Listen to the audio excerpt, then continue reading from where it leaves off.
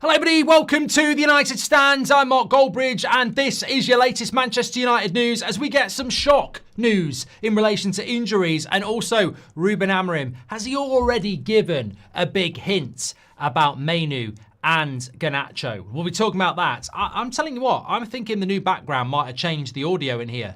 Even in my ears, it sounds different. So let me know there. But yes, smash a like if you like the background. We're working on some stuff finally, 3 months later. But let's get into the forefront of everything. We are here to talk about Manchester United and we are here to talk about significant injury updates, shock injury updates to be fair, but welcome injury updates certainly. Luke Shaw, Mason Mount, Harry Maguire, Lenny Yoro, all back on the grass.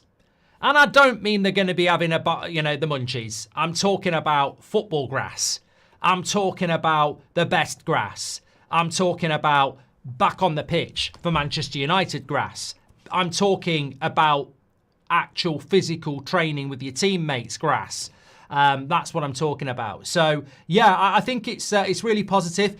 It's like a new signing. And look, I think sometimes people forget that I can be very positive, but I'm not going to lie. I'm not going to pretend, but I can be really positive. And I am very positive about this news. Luke Shaw, when he's fit, is one of the best left backs in the world. Harry Maguire, when he's fit, is a very reliable centre back to have as part of the squad. Yoro, when he's fit, is a very exciting centre back. And Mason Mount, when he's fit, is an option in positions where we need strength. So I'm very excited that we've got these 4 players back based upon the enormity of the fixtures we've got coming up. We've got Forest away on Tuesday. We've got City at home on the weekend after that. And then we've got Lyon, Newcastle away, Lyon. So our next 5 games couldn't be any more difficult if we wanted them to be, really, apart from the fact that we're not playing Liverpool and Arsenal. But look, these players are welcome back. Are they welcome to be part of our future? That's separate. You know, I saw another nonsense story from another load of crap journalist today talking about a swap deal between Osimhen and Rasmus. No, it's just not happening. And it's certainly not happening at the moment. We go with what we got. And I'm very excited about what the next few weeks could hold for United. And the thing about excitement is you just don't know which way it's going to go. If you're heading out to the bar tonight or a club tonight and you're excited because you don't know what the opportunities might be for you, doesn't mean you're not going to be going home for a pot noodle and a you-know-what. Rhymes with tank. You know, you might end up with disappointment, but excitement is the jeopardy of it not going the way you want.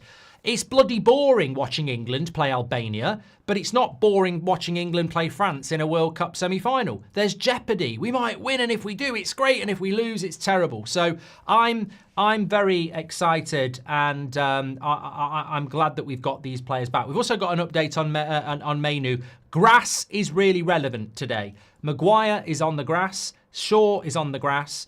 Yoro is on the grass and Mount is on the grass, but Mainoo is not back on the grass. And what I mean by that is OPC says Luke Shaw's out again, Mark. I mean that's the problem, isn't it? I mean, we can talk about that in a moment. Also want to talk about Amorim and whether he's already given a big hint about Mainoo and Garnacho. But look, let's focus on the positives because they're few and far between. We've got 4.5 players back over this international break. 4.5 players back, and we've still got Ahmad, Heaven to come back as well, and they will be back in the next few weeks. So 4 players back for Manchester United, it just boosts us. And they're not like new signings because if I hear Luke Shaw's like a new signing, yeah, he's like a new signing that we paid £18 million to over the last couple of years to sit on his arse. So he's not like a new signing, is he? We've paid for these players to be injured. But they are like having really good players back. Of course, the flip side is that we don't know what might happen with regards to the injuries, etc. We don't know. I mean, look, Harry Maguire's been a little bit injury prone over the last couple of years. Yoro hasn't had the best first season. Mason Mount's had a bloody nightmare 2 years, and Luke Shaw basically is injury prone. So let's play a little game. Who will get injured first? Will they all stay fit till the end of May? I think that has to be the aim. It's bloody 2 months. It's 2 months. Like, surely. But no, it won't happen, will it? I know it, you know it. We're asking for 4 players to stay fit for 2 months. They won't. They won't be able to do it. I think Maguire might. I think Yoro might. I can't see Shaw doing it. And Mount hasn't done it since he's been at the football club. So that's the key. They're back. Can they stay back? And I'm sure if I said to you in the chat, do you trust them to get back and stay fit? You would say no. But the fact that they are back, Luke Shaw gives us coverage, left-sided centre-back and left-back. Mason Mount gives us coverage in the number 10 positions. Harry Maguire gives us coverage at centre-back with Yoro. So they give us key coverage in key areas with lots of games coming forward. I'm very excited about it. And also, let me just say, Mainoo is not going to be far off. He is not training physically with the players. They're all literally back training with Bruno and everybody else, and Rasmus and everyone else. They've all been pictured together. They're literally going through shape, team, individual, five-a-sides, whatever they do at Carrington. It's physical, it's proper, it's not, they're back. Now they've just got to work on match fitness and when Amorim thinks they're ready. So some of them could be on the bench. Mason Mount was close to being on the bench. Harry Maguire was close to being on the bench for Leicester. So we would expect them to be involved for the Forest game. Mainoo's not quite there yet. Mainoo is training individually. So he's close, but he ain't quite there yet. So I don't expect Mainoo to be back for the Forest game, but maybe he gets involved for the City game. And I think, look, they're human beings. It's amazing how if you're playing an FA Cup game away at Stoke in 2 weeks' time, you might fancy being back in 3. But when you're playing Lyon in 2 weeks' time, you'll be amazed at how many people are back in 2 weeks. That's just human nature. I'm not even digging that out. So I think most of these players are going to be back for the Lyon game in Lyon 2 weeks last night. And that can only be a positive. So Mainoo is very, very close to being back. So a bit of Friday boost. I get that some people will be like, oh, whatever, Mount will be injured again soon. Luke Shaw's a waste of time. I understand all that. And you'll probably get proved right on that very, very soon. But are we better with these players back? Yes. And effectively, when you're talking about Mount and Shaw, we didn't do enough business in the January transfer window.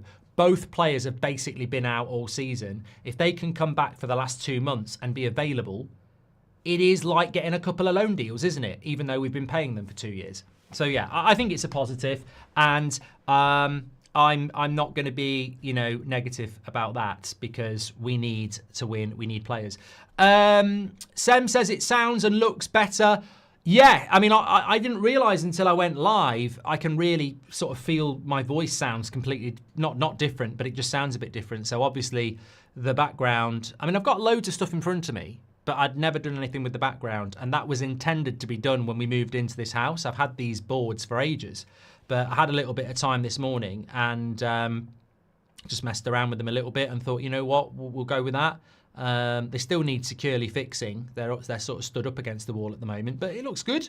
There's a few things I want to add in, but yeah, I like it. And as I said, been meaning to do it for a while. So if you like it, thank you very much. And if it sounds better, that's an even bigger bonus. It should sound better because they are acoustic panels, actually. So that makes sense. We're going to win all matches left, says Keel. He's already on the piss. It's Friday afternoon. He's already on the piss. Just on that, Keel, should we have a little bit of who agrees with Keel that we're going to win every game, and who agrees with me that we'll lose at least 4? So, I mean, Keel or Goldbridge. Vote Keel just because he's a lovely lad. I think we'll lose at least 4 games between now and the end of the season. That's a lot, actually. I vote Keel. No, because I think that Newcastle away is a loss. Forest away could be a loss. Man City at home could be a loss. Chelsea away could be a loss. Bournemouth away could be a loss. Brentford away could be a loss. And we've got Villa at home. So, I mean, maybe 4 is a little bit... Well, we've got Europa League games as well. I might not be far wrong. Yeah. I don't think we're going to lose to Forest, Keith, but I'll keep that back to the preview. I'm going to show you the different lighting. This is one of the reasons I got this background, because it gives me way more opportunity on lighting, and you are the audience, so I will let you have your decision on that in a minute. Killen says it's interesting how Shaw is getting better with the World Cup around the corner. Mate, come on. Come on, we can be negative about Luke Shaw, but you can't say getting back for April 2025 is preparation for June 2026. I mean, in Luke Shaw's life, 14 months is at least 7 different injuries. So he ain't going to stay fit for 14 months, is he? Come on. Would you rather have Onana or Roy Carroll? Ray Carroll says, Mads. Onana, I think, is not as bad as some people think. I think we need to replace him, but he's not as bad as we think. Jay says, all jokes aside, who wins in a fight? Luke Shaw or a strong gust of wind? Yeah, I'd go with the wind, actually, Jay. Man United should scout Sukic. He plays number 8 or 10. A little bit of technical on the ball. He will develop into a better player, says Romano. And hi, Mark. Do you think that the predicted time for competing is the same time as the youngsters being bought will finally have some experience, says the GOAT?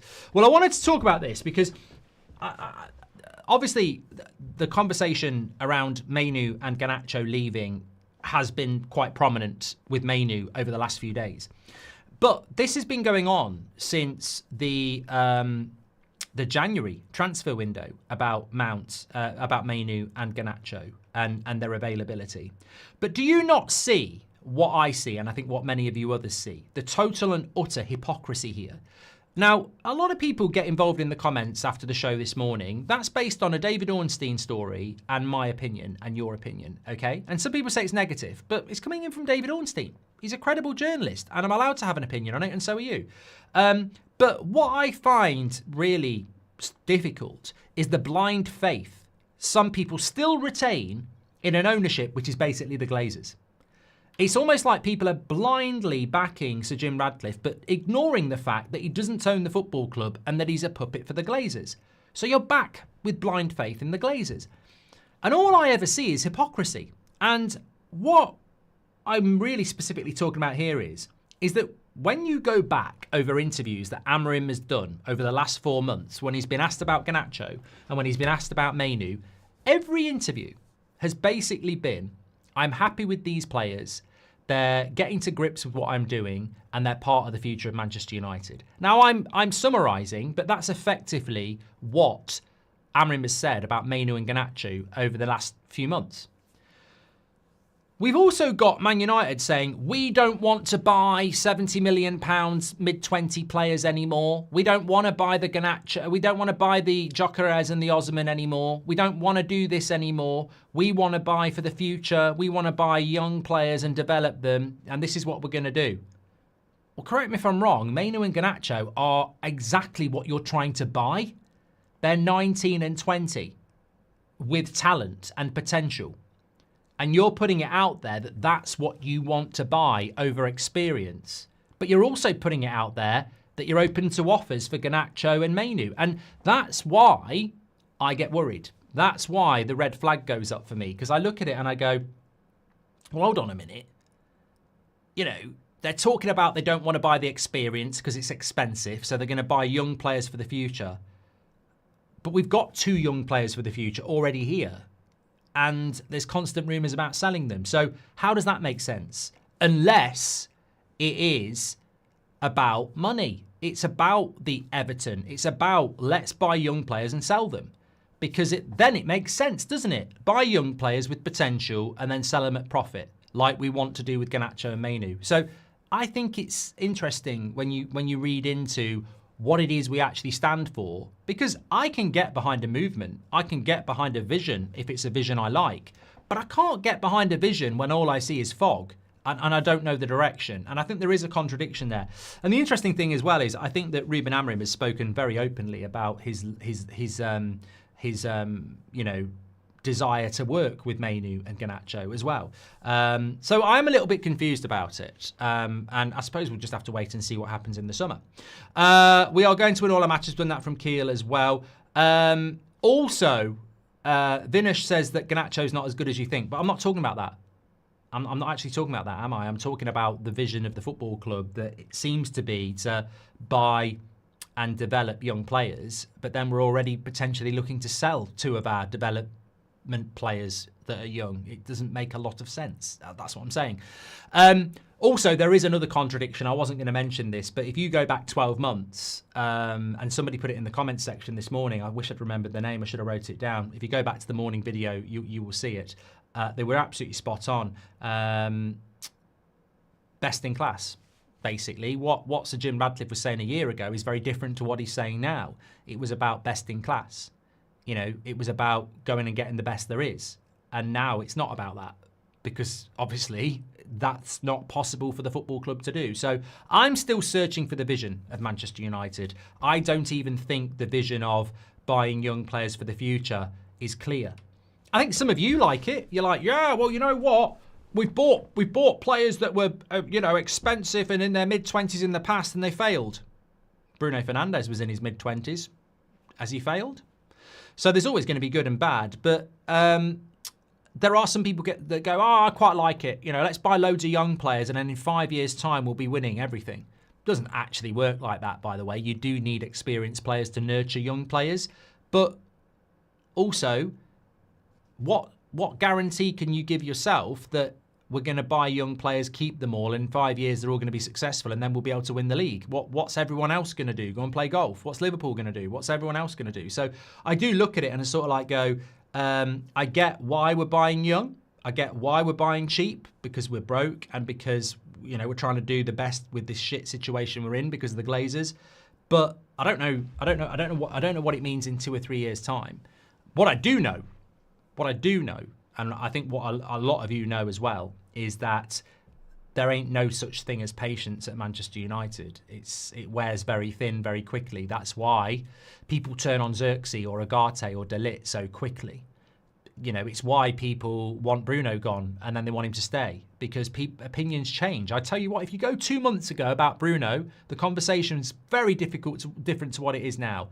Opinions change drastically in this fan base. And that can be around players, owners, managers, transfers. And I don't think patience is something that's going to go well with the way our football club works at the moment.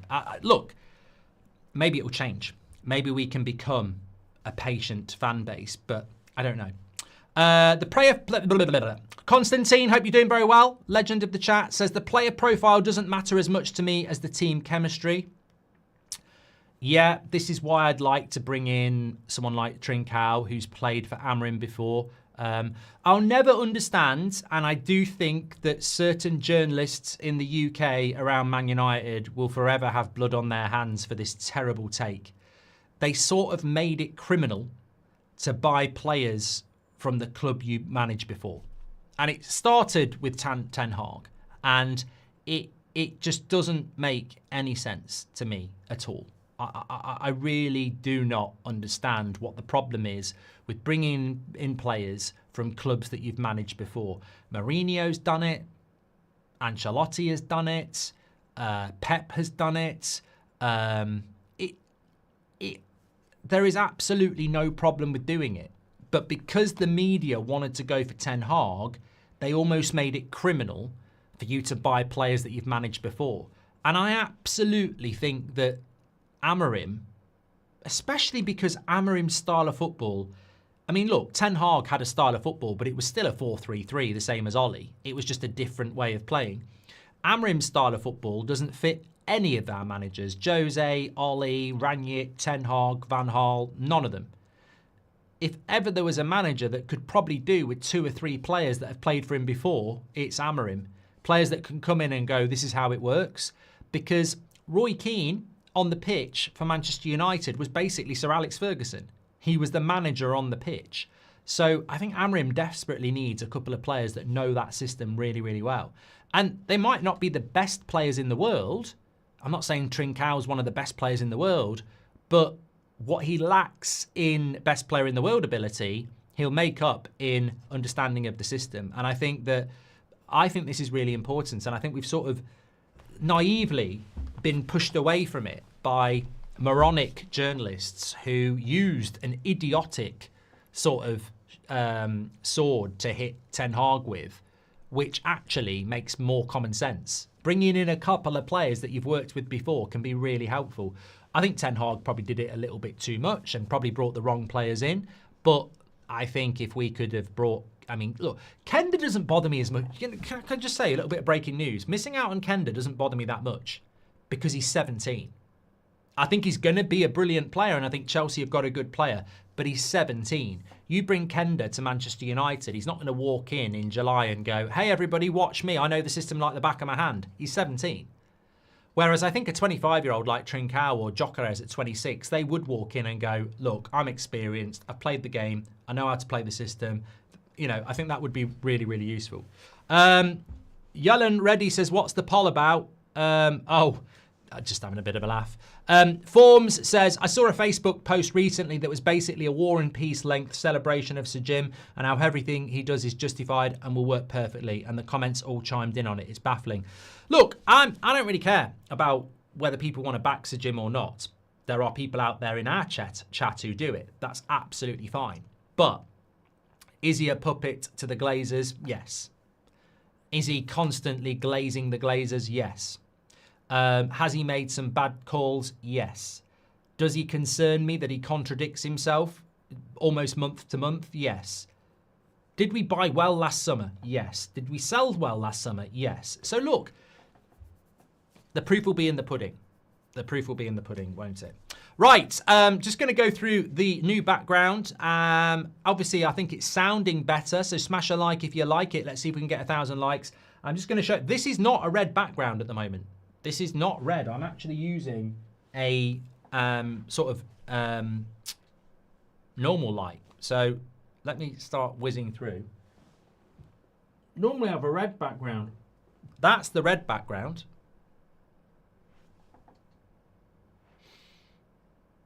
That's the red background.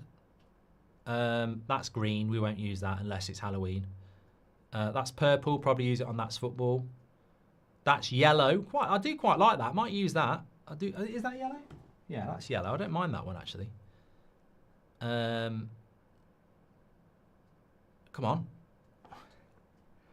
Pink. Never going to use that. Come on. I actually quite like that one. That is actually a light blue, but it gives a bit of a grey tint. Quite like that one. That is back to white again. That's a bit bright. Oh, that's not too bad. It's a bit bright. I actually like, this is my favourite one at the moment. I like that one. That's the one I've been using. But, yeah. Red looked amazing, says Alan. There you go. Do you like the red one? I was going to use the red one tonight on the 8 o'clock show. Yeah, let us know what you like in the chat. That's great. I'm not using purple. Decoy says, what's the injury update? Oh, mate, we're live at 2 o'clock. People are here for 20 minutes and you want to know what's that. I think Roxanne Bridge. I like it, Red Olsen. Lots of people like the red. We'll mix it up a little bit. I could never mix it up on the old one. It looked absolutely rubbish. So we will use the red and probably the one I used at the start a little bit as well.